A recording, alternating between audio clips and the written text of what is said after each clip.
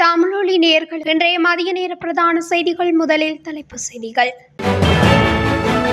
சாதாரண தர பரீட்சை குறித்து பரீட்சை திணைக்களம் வெளியிட்ட அறிவிப்பு. இறுதி யுத்தத்தின் போது வைத்தியசாலைகள் மீது குண்டு தாக்குதல் பகிரங்கமாக ஒப்புக்கொண்ட ரணில். உயிர்த்த ஞாயிறு தாக்குதலின் பிரதான சூத்திரதாரி ஞானசார தேரர் அம்பலப்படுத்தும் தகவல்.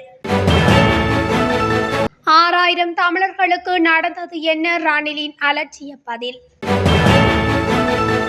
வீதியில் புதைந்த பாரவூர்தி வெள்ளவத்தையில் சம்பவம். வெளிநாட்டு பணியிடம் லஞ்சம் கோரிய போலீஸ் அதிகாரிகள் கைது. அடிதடியில் பெண் உட்பட 4 நேர்ந்த கதி. பட்டளந்த படுகொலை ரணிலின் உண்மை முகத்தை அம்பலப்படுத்திய அல் ஜசீரா ஊடகம். தொடர்பான விரிவான செய்திகள். 2024 ஆண்டுக்கான கல்வி பொது தராதர சாதாரண தர பரீட்சை மார்ச் மாதம் 17 முதல் 26 வரை நடைபெறவுள்ளதாக பரீட்சைகள் திணைக்களம் அறிவித்துள்ளது.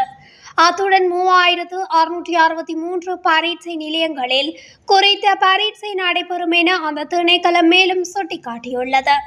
இது தொடர்பில் நேற்று ஊடகங்களுக்கு கருத்து தெரிவித்த பரீட்சை ஆணையாளர் நாயகம் அமைச்சர் சுந்தர, இந்த ஆண்டு 4,74,147 மாணவர்கள் பரீட்சைக்கு தோற்றுவதற்கு தகுதி பெற்றுள்ளனர். சாதாரண தர பரீட்சைக்கான அனுமதி அட்டைகள் ஏற்கனவே தபால் திணைக்களத்திற்கு அனுப்பி வைக்கப்பட்டுள்ளன. அதன்படி பாடசாலை மாணவர்களின் அனுமதி அட்டைகள் அவர்களின் சம்பந்தப்பட்ட பாடசாலைகளுக்கு அனுப்பப்பட்டுள்ளதுடன் தனிப்பட்ட பரீட்சார்த்திகளின் அனுமதி அட்டைகள் அவர்களின் வீடுகளுக்கு அனுப்பப்பட்டுள்ளன.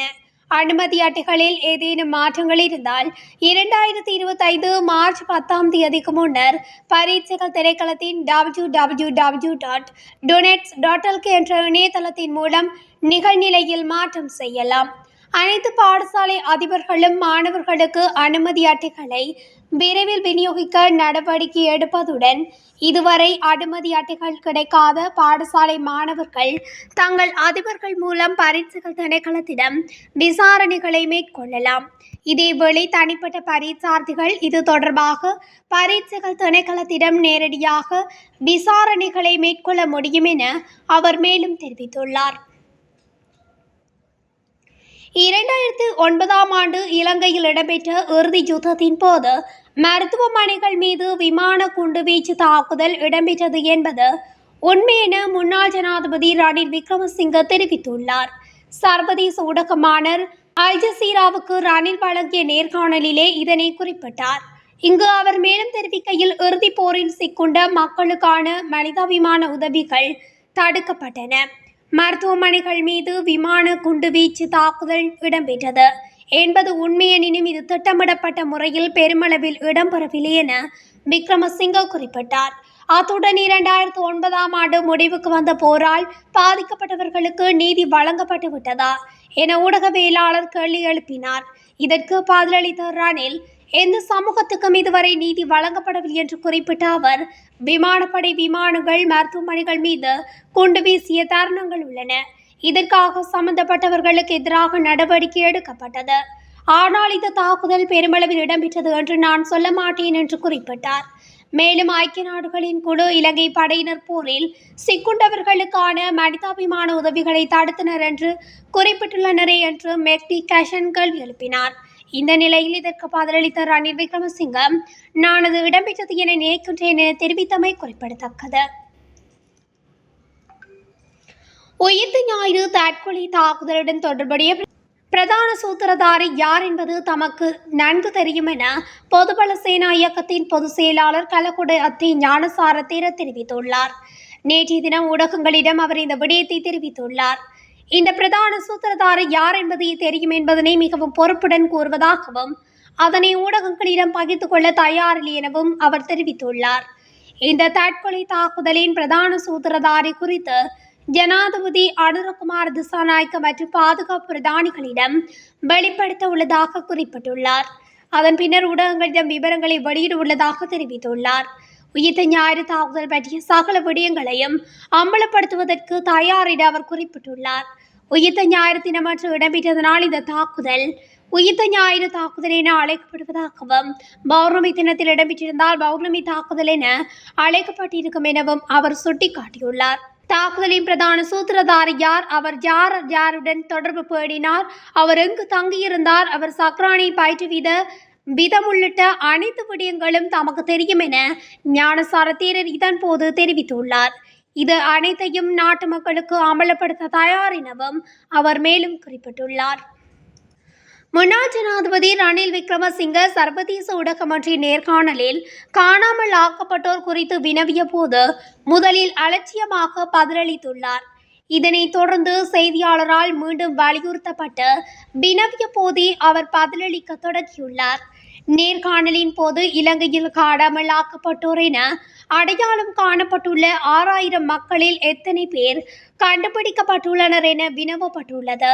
இதற்கு முதலில் அலட்சியமாக பதிலளித்த ரணில் விக்ரமசிங்க பின்னர் 14000 பேர்கள் வந்திருந்தனர்.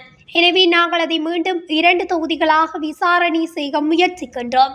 அதாவது முள்ளிவாய்க்கால் கலவரத்தில் உள்நோக்கத்தில் ஈடுபட்டவர்கள் மற்றும் வெளியே இருந்தவர்கள் என்ற இரு வகையாகும்.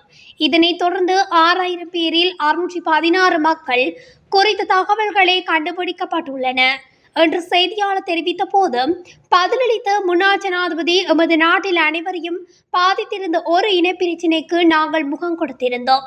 எனவே இதனை எவ்வாறு சரி செய்ய போகின்றோம் என முயற்சிப்பதற்கு வாய்ப்பளியுங்கள் என குறிப்பிட்டுள்ளார். அதேவேளை 2009ஆம் ஆண்டில் முடிவுக்கு வந்த தமிழீழ விடுதலை புலிகளுடனான உள்நாட்டு போரில் பாதிக்கப்பட்டவர்களுக்கு நீதி வழங்கப்பட்டதா என வினவப்பட்டுள்ளது. இதற்கு எந்த சமூகத்தினருக்கும் நீதி வழங்கப்பட்டிருக்கவில்லை என தெரிவித்துள்ளார். கொழும்பின் பிரதான வீதியொன்றில் பாரவூர்தி ஒன்று புதைந்து சிக்கிக் கொண்ட சம்பவம் ஒன்று நடைபெற்றுள்ளது. கொழும்பு காலி வீதியில் வெள்ளவத்தை மணிங் சந்தை அருகே நேற்றிரவு இந்த சம்பவம் நடைபெற்றுள்ளது. இதன்போது சீமெந்து கற்கள் ஏற்றிக்கொண்டு பயணித்த லொரியொன்று வெள்ளவத்தையில் காலி வீதி திடீரென தாளரங்கியதில் புதைந்து கொண்டுள்ளது. கொழும்பில் இருந்து மொரட்டுவை நோக்கி பயணித்துக் கொண்டிருந்த லொரியொன்றே இவ்வாறு விபத்தில் சிக்கிக் கொண்டுள்ளதாக தெரிய வந்துள்ளது. சுற்றுலா பயணி ஒருவரிடம் லஞ்சம் கோரிய குற்றச்சாட்டின் கீழ் போலீஸ் சார்ஜென்ட் மற்றும் 2 கான்ஸ்டபிள்கள் கைது செய்யப்பட்டுள்ளனர். ஆஸ்திரிய நாட்டு சுற்றுலா பயணி ஒருவரிடம் அதிகாரிகள் லஞ்சம் கோரியுள்ளதாக தெரிய வந்துள்ளது. கைது செய்யப்பட்டவர்கள் கொள்ளுப்பட்டி போலீஸ் நிலையத்தில் பணியாற்றும் சார்ஜென்ட் மற்றும் 2 கான்ஸ்டபிள்கள் என தெரிய வந்துள்ளது. குறித்த வெளிநாட்டு பெண் வைத்திருந்த வெளிநாட்டு சிகரெட்டுகள் தொடர்பாக சட்ட நடவடிக்கை எடுப்பதை தவிர்ப்பதற்காக சந்தேக நபர்களான போலீஸ் அதிகாரிகள் 50,000 ரூபாய் லஞ்சம் கோரியதாக போலீசார் குறிப்பிட்டுள்ளனர். பதுளை மேககிவுள்ள அக்கல உள்பத பகுதியில் இரு தரப்பினருக்கிடையில் ஏற்பட்ட தகராறில் பெண் உட்பட 4 காயமடைந்துள்ளதாக கந்தகட்டிய போலீசார் தெரிவித்தனர். இந்த மோதல் சம்பவம் நேற்று இரவு இடம்பெற்றுள்ளது. மேககிவுள்ள பகுதியில் வசிக்கும் 20 முதல் 51 வயதுக்குட்பட்டவர்களே இவ்வாறு காயமடைந்துள்ளனர். காயமடைந்தவர்கள் மேககிவுள்ள வைத்தியசாலையில் அனுமதிக்கப்பட்ட பின்னர் மேலதிக சிகிச்சைக்காக பதுளை போதனா வைத்தியசாலைக்கு மாற்றப்பட்டதாகவும் போலீசார் தெரிவித்தனர். தனிப்பட்ட தகராறு காரணமாக இந்த தாக்குதல் மேற்கொள்ளப்பட்டுள்ளதாகவும் போலீஸ் விசாரணையில் தெரிய வந்துள்ளது. முன்னாள் இலங்கை ஜனாதிபதி ரணில் விக்ரமசிங்கவுடன் அல் ஜசீரா நடத்திய நேர்காணலில் குழு உறுப்பினராக இருந்த முன்னாள் இலங்கை நிருபர் பிரான்சிஸ் ஹாரிசன் பட்டலந்த கமிஷன் அறிக்கையை வெளியிட்ட போது அதை ரணில் விக்ரமசிங்க முற்றாக மறுத்தார். நேர்காணலின் போது பட்டலந்த வளாகத்தில் சட்டவிரோதமாக தடுத்து வைக்கப்பட்டிருந்தமை, சித்திரவதை செய்யப்பட்டமை மற்றும் கொலைகள் குறித்து தனக்கு தெரியும் என்று அரசாங்க ஆணையம் கூறிய குற்றச்சாட்டுகளை ரணில் விக்ரமசிங்க நிராகரித்தார். அந்த குற்றச்சாட்டுகள் அனைத்தையும் நான் மறுக்கின்றேன்.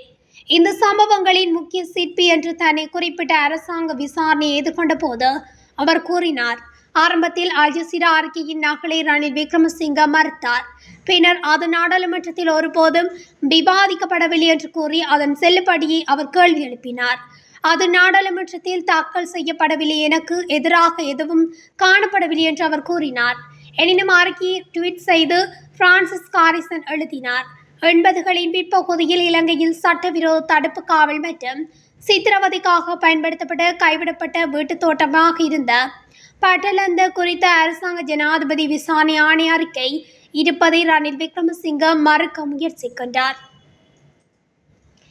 இத்துடன் தமிழொலியின் இன்றைய மதிய நேர பிரதான செய்திகள் நிறைவடைகின்றன. தொடர்ச்சியாக செய்திகளை அறிந்து கொள்ள தமிழொலி ஊடகத்துடன் இணைந்திருங்கள். நன்றி, வணக்கம்.